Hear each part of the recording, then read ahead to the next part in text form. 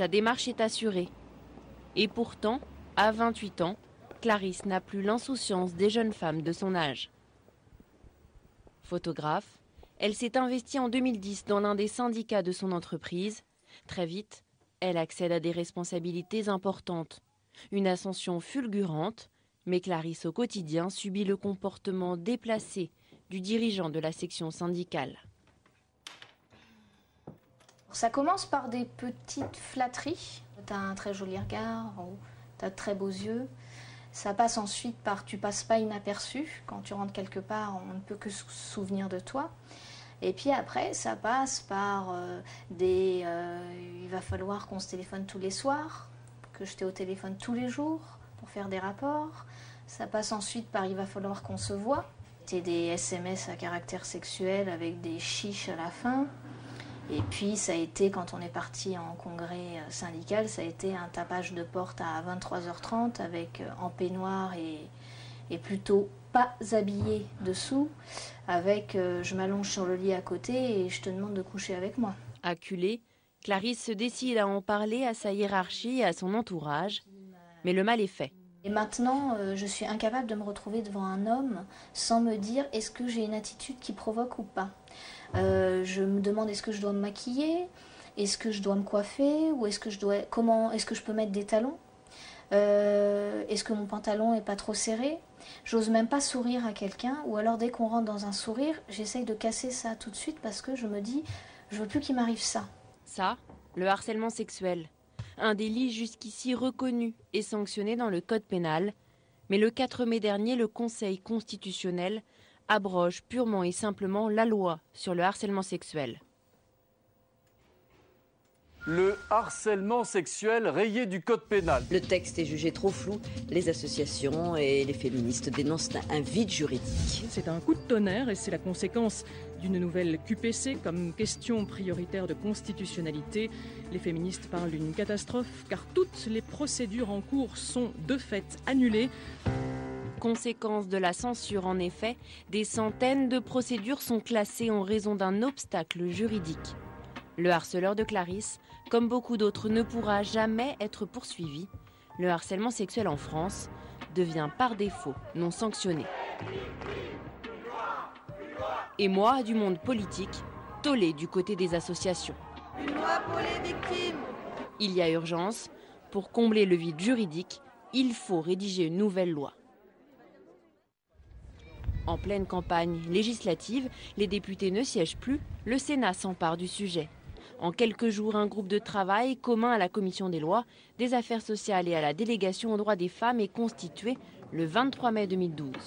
Au travers de la vingtaine de sénateurs qui y participent, tous les groupes politiques sont représentés.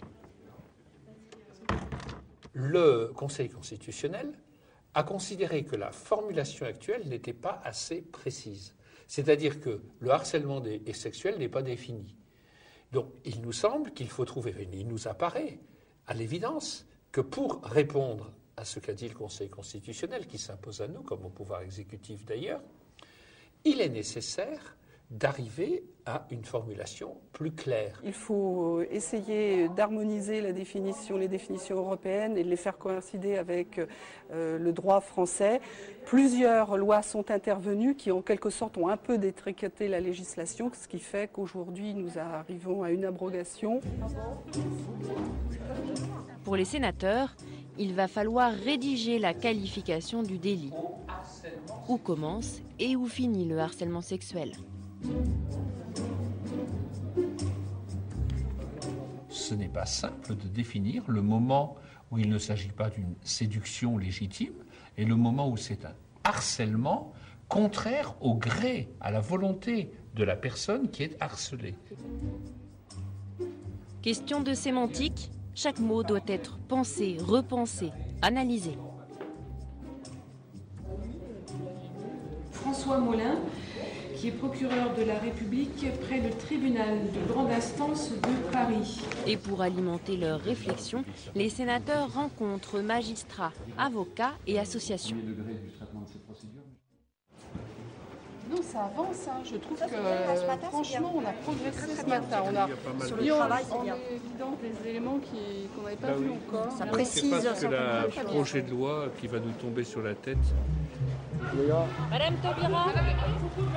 Le gouvernement prend de court les parlementaires et annonce un projet de loi porté par la garde des Sceaux et la ministre à l'égalité du droit des femmes. Et ce, malgré les 7 propositions de loi déposées au Sénat. Eu égard à l'urgence de rétablir cette infraction pénale, le projet de loi est déposé dès aujourd'hui sur le bureau du Sénat. Au Palais du Luxembourg, les sénateurs accusent le coup. Ce que je veux, c'est qu'on respecte les prérogatives du Parlement. Le Sénat s'est mis à travailler dès que nous avons eu connaissance de l'abrogation de l'article du Code pénal. Ce que je veux, c'est qu'on tienne compte de tout ce travail qui, encore une fois, est loin d'être un handicap, mais au contraire constitue même une garantie pour produire le meilleur texte législatif possible. Après, je ne m'embête pas, si vous voulez, de tout ça. Ça fait partie de la vie politique. Il ne faut pas faire de politique sur ce sujet-là, il faut juste répondre le plus rapidement possible à la situation des victimes qui aujourd'hui n'ont plus de base légale sur laquelle s'appuyer et qui ont besoin qu'on adopte un texte très rapidement et sans jouer la gauche-droite, sans jouer la manœuvre de communication politique pour le gouvernement. Tu sais que c'est historien. C'est la première fois dans cette législature que des ministres sont auditionnés. Bonjour, comment vas-tu ? Dans un souci d'apaisement, les 2 ministres se rendent au Sénat et entament une opération de reconquête. On sait bien que sur le harcèlement sexuel, les sénateurs se sont beaucoup mobilisés. Ils ont produit 7 propositions de loi, ils ont beaucoup travaillé, ils ont auditionné quelques 50 personnes ou associations. Et donc, c'était en quelque sorte une façon de leur rendre hommage pour le travail qui a été fourni, de leur préciser que nous sommes, nous le gouvernement, beaucoup appuyés sur leur réflexion et leur expertise, et puis de travailler encore les derniers détails du projet de loi ensemble. Durant les 3 heures d'audition, ministres et parlementaires discutent des amendements et des éventuelles améliorations à apporter au texte. Le projet de loi sur le harcèlement sexuel, premier texte du quinquennat Hollande, sujet médiatique et symbolique, le gouvernement souhaiterait pouvoir se targuer d'une certaine unité. Oui, mais voilà, des associations de victimes émettent des critiques virulentes.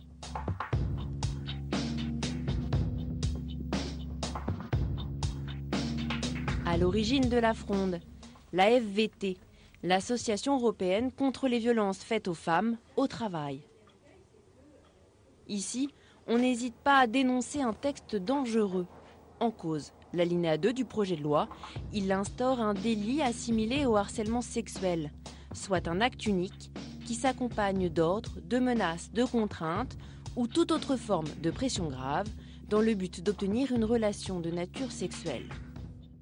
On a une superposition parfaite entre la définition de la tentative de viol et la définition du délit assimilé au harcèlement sexuel. En l'état, avec cette forme, avec ce délit assimilé au harcèlement sexuel, pour nous, il y a un danger très clair de déqualification de violences plus graves en ce délit assimilé au harcèlement sexuel. Donc nous tenons absolument à ce que là les parlementaires revoient la copie de ce texte. À quelques heures de l'examen en séance du projet de loi, le débat se poursuit dans les couloirs. Les craintes de la FVT sont relayées par les communistes et par Chantal Joanneau. La sénatrice UMP maintient envers et contre tout des amendements visant à modifier profondément la définition du harcèlement sexuel adoptée par la commission des lois. Dans la loi, on va distinguer 2 formes de harcèlement. Le harcèlement de façon répétée et le harcèlement avec acte unique. Ce qui est contraire à la directive, ce qui juridiquement fait qu'en plus vous introduisez un énorme biais parce que beaucoup d'agressions sexuelles vont pouvoir être déqualifiées en harcèlement sexuel parce qu'un harcèlement sous la contrainte, la menace ou un ordre, je suis désolée mais ça ressemble quand même profondément à une agression sexuelle. Devant les murs de la Haute Assemblée, quelques associations féministes tentent une ultime fois de faire entendre leur point de vue aux politiques. En séance, le rapporteur de la commission des lois leur répond et écarte le risque de déqualification. Est-ce qu'avec cette formulation du grand 2, nous n'ouvrons pas la porte à des requalifications de tentative de viol ou bien de tentative d'agression sexuelle, en harcèlement sexuel, évidemment, ce n'est pas la même peine. De quoi parle-t-on? Du viol, de l'agression sexuelle. Comment se définit le viol? Par un acte de pénétration. Comment se définit l'agression sexuelle? Par un acte qui va être un acte fait de toucher quelqu'un, d'un attouchement sexuel. Je crois que si nous reprenons ces éléments, nous voyons bien que dès l'instant que nous parlons de harcèlement sexuel, nous sommes dans un autre univers, puisque par définition, il n'y aura pas d'attouchement, il n'y aura pas de contact physique, et donc évidemment, on n'a pas de crainte à avoir d'une confusion entre l'ensemble de ces délits ou même de leurs tentatives. Pour rassurer, la garde des Sceaux s'engage à ce que l'esprit de la loi soit respecté dans les tribunaux.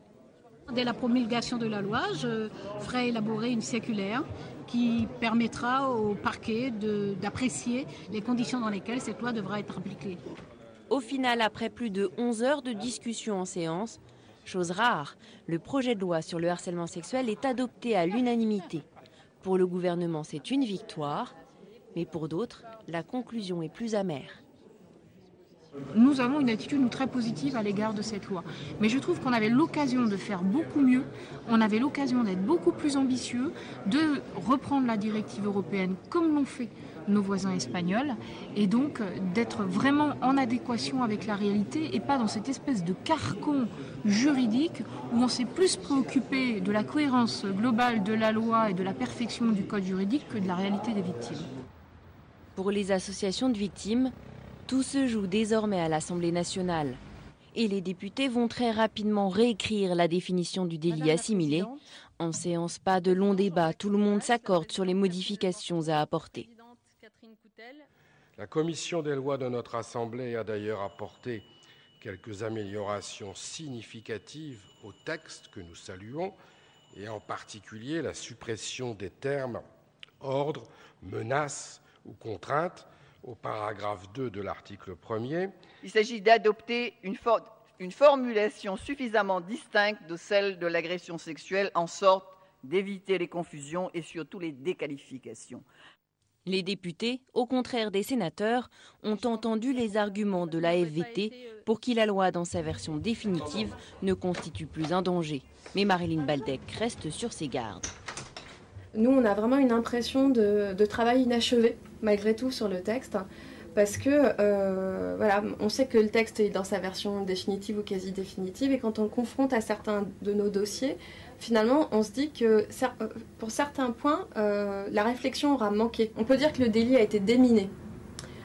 Pour autant, le risque de déqualification dans l'absolu existe toujours, mais là, la loi n'y invite pas plus que pour n'importe quelle autre infraction. Maintenant, ça va relever d'une politique pénale, et là, on attend la chancellerie sur ce point-là. Sur ce point-là, la garde des Sceaux s'est engagée à préciser l'esprit de la loi auprès des magistrats. En l'espace de quelques semaines, le gouvernement et le Parlement auront réussi à redéfinir le harcèlement sexuel, plus sévèrement puni désormais dans le code pénal. Le délit pourra donc être sanctionné par 2 ans d'emprisonnement et 30 000 € d'amende, et jusqu'à 3 ans d'emprisonnement et 45 000 € d'amende en cas de circonstances aggravantes.